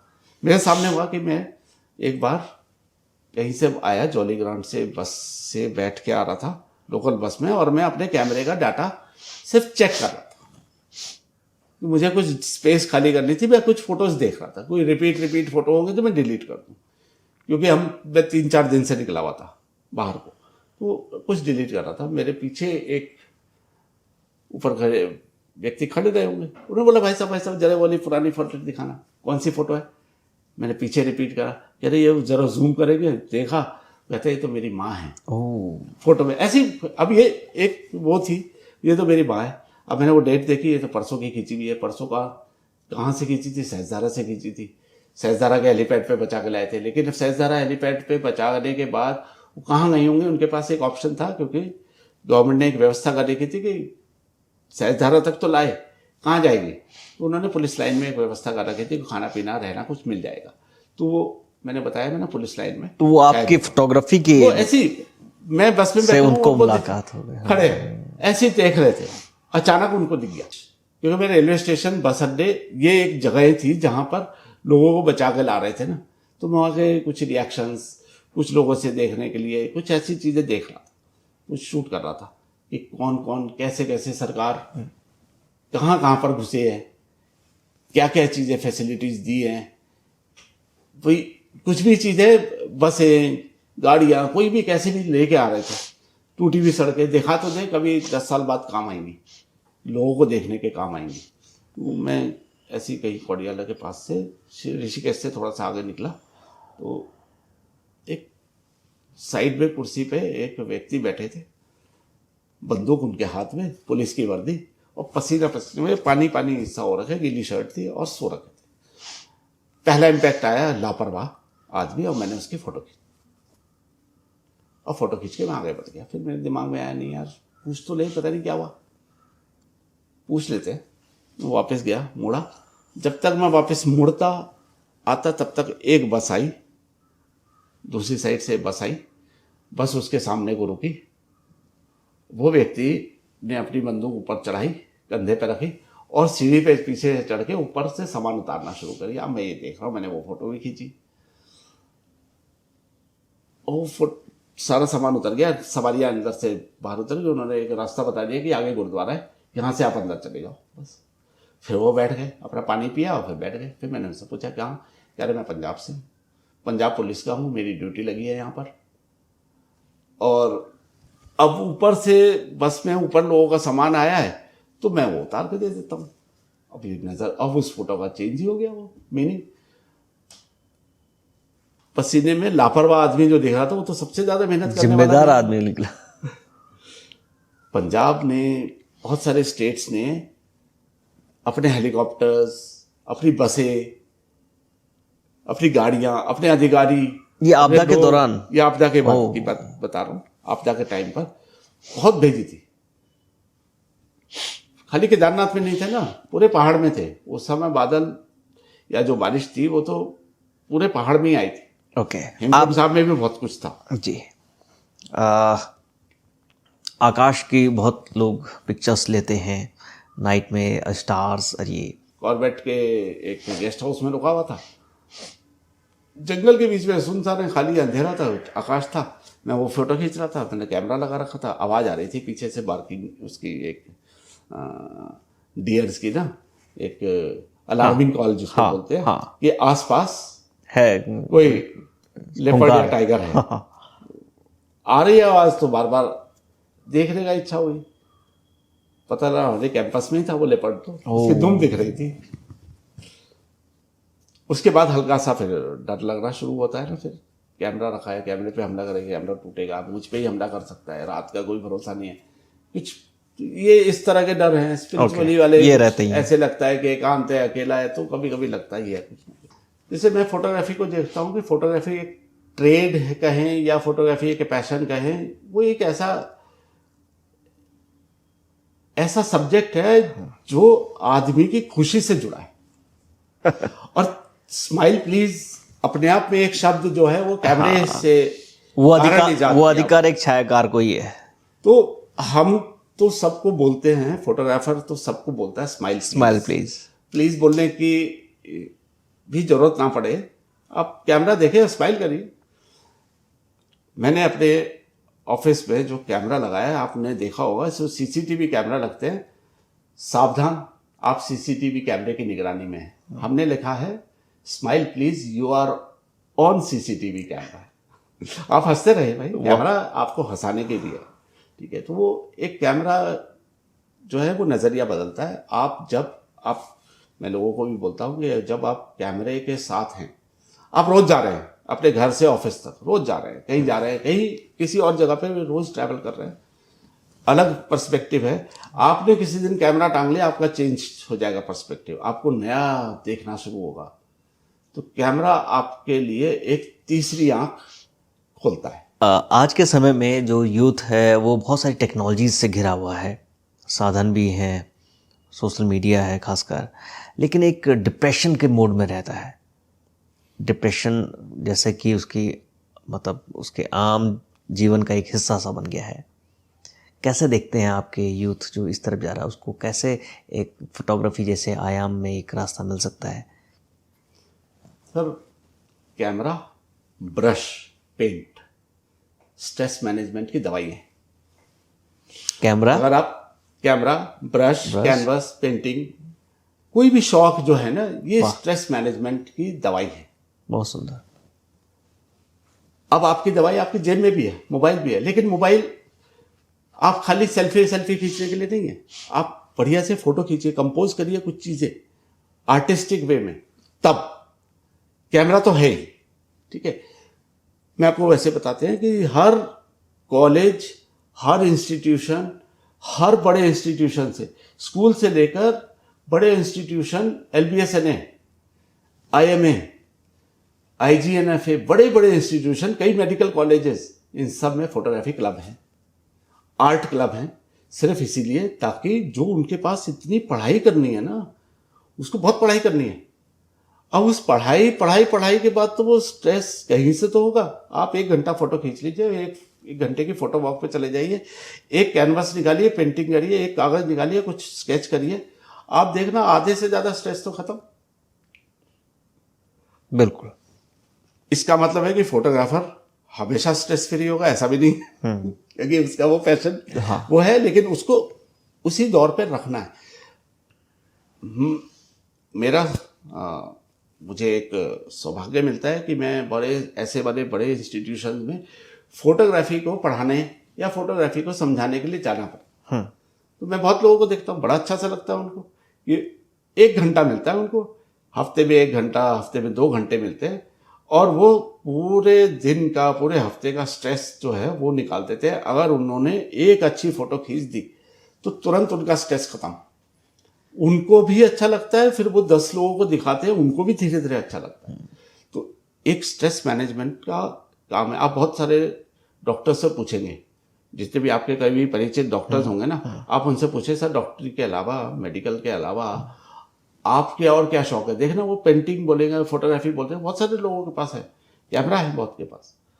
स्ट्रेस मैनेजमेंट का बहुत बढ़िया हमने अपना एक प्रोग्राम बनाया है, स्ट्रेस मैनेजमेंट थ्रू फोटोग्राफी। आप किसी भी जगह काम कर रहे हैं, हम लोग देहरादून में होते हैं, उत्तराखंड में होते हैं, कहीं पर भी हम फोटो वॉक्स करते हैं, ताकि, और इस फोटो वॉक में खुला है, कोई भी आए, जरूरी नहीं फोटोग्राफर आए, कोई भी आए, मोबाइल्स की फोटो वॉक भी करते हैं, कोई भी आइए, एक साथ मिलकर के फोटो खींचेंगे। अच्छा, एक साथ मिलकर के फोटो खींचने का एक बहुत बढ़िया अच्छा वो भी रहता है कि आपका पर्सपेक्टिव एक और तरीके से चेंज होता है। अगर हम 4 लोग एक साथ फोटो खींचने जा रहे हैं तो 4 दिमाग आते हैं, 4 सब्जेक्ट, 4 लोगों को एक चीज दिखती है, कई सारी चीजें दिख जाती है, और सब एक दूसरे के, फिर एक दूसरे से कंपटीशन भी हो जाता है ना कि मैं अच्छी खींच के दिखता हूँ, वो अच्छी खींच रहा है, चलो मैं अच्छा खींचता हूँ। तो थोड़ी सी जो हापातापी वाली लाइफ है ना, वो 2-4 घंटे में दूर हो जाती है, और बहुत देर तक वो रिलैक्सेशन मूड पे चला जाता है। फोटोग्राफी, आर्ट, इन सब के लिए बहुत बढ़िया चीज है। वो आप एक किस्सा बता रहे थे, एक जो बैगर है वो फोटोग्राफर बन जाता है। देखिए वो है ना जो विकी रॉय जी, मैं भी मिला थोड़े दिन पहले, हमें स्कूल में एक साथ ही हम लोग जजमेंट कर रहे थे, उनका एक टॉक थी, उनके लिए आए थे, उन्होंने, उनसे ही बात हुई, उनको देखिए वो स्लम एरिया में पता नहीं कैसी उस पर लाइफ पे दिया, लेकिन उनको एक कहीं से कैमरा मिला, फोटो शूट किया, अच्छा काम कर लिया, अच्छी चीज करी तो आगे बढ़े, और सपोर्ट मिला, और सपोर्ट मिला, कुछ और किया, क्योंकि अच्छा काम किया, उस नजरिए से देखा, और सपोर्ट, आपका काम करना और एक सपोर्ट मिलना, ये दोनों चीजें मिले, आज वो सब जगह अपने आप की अपनी लाइफ का लेक्चर देते हैं। मैं भी कोई बहुत बड़ी उससे नहीं हूँ, एक कम्युनिटी में रहता हूँ, बहुत छोटा सा काम करते हैं लोग। मेरे पिताजी भी एक छोटी पियोन थे पहले, फिर ड्रेसर बने हॉस्पिटल में, एक हॉस्पिटल में काम करते थे, उन्होंने 5 बच्चों को पाला। मैंने तो इसलिए बताया था पहले कि मैं 10th क्लास में से हमने अपना काम करना स्टार्ट कर दिया था, मैंने अपनी कमाई थोड़ी बहुत पॉकेट मनी मैं अपने आप कमा लेता था, वो इलस्ट्रेशंस। तो ऐसे बहुत सारे लोग हैं, अगर आप उनकी लाइफ में जाएंगे तो दिखेंगे आप। हमारे देहरादून में हमने कुछ साल पहले शुरू किया था, और स्टोरीज थ्रू हर लेंस नाम से एक एग्जीबिशन करते आ रहे हैं।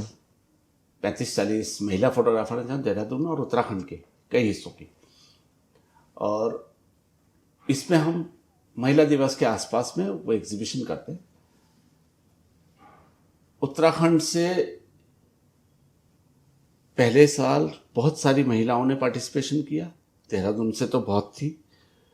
उसके बाद वो जब हमने कुछ सोशल मीडिया पर देखना शुरू किया तो बाहर की लोगों ने भी, बाहर की महिलाओं ने भी उसमें पार्टिसिपेशन शुरू किया अपना। बहुत हम फोटो एग्जीबिशन करते हैं, अच्छी वो थीम नहीं देते, वो सब काम करते हैं। और ऐसे कई लोग हैं पूरे कॉलेजेस में, इंस्टीट्यूशंस में, जहां महिलाएं भी फोटोग्राफी के लिए उनका पर्सपेक्टिव ही चेंज कर लेते हैं, बहुत उनका नजरिया भी बहुत अलग है।